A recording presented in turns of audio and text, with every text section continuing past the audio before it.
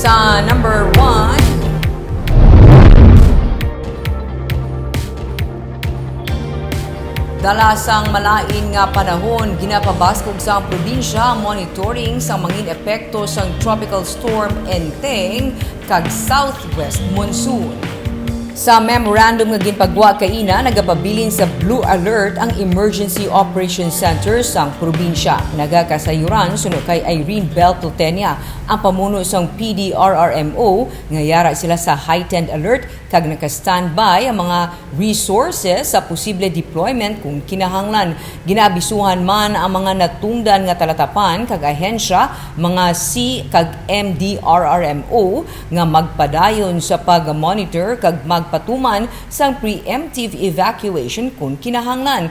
Patag di Plutenia, damlag pa, yara na nga daan sa Blue Alert ang probinsya bangod sang status ang bulkan kanlaon.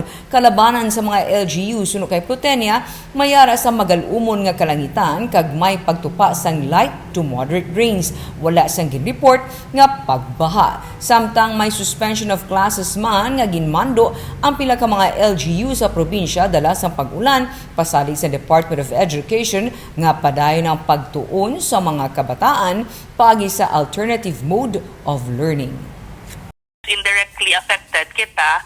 Ang reason lang nga nag-raise man si region kag ma-raise man si province ang iyang alert status is because may ara sang combined effects, no, ang aton nga tropical depression ending sa aton nga southwest monsoon. Kumbaga pag ginahigop ni tropical depression ang aton nga southwest monsoon nga nagadala sang ulan diri sa aton sa Negros Occidental.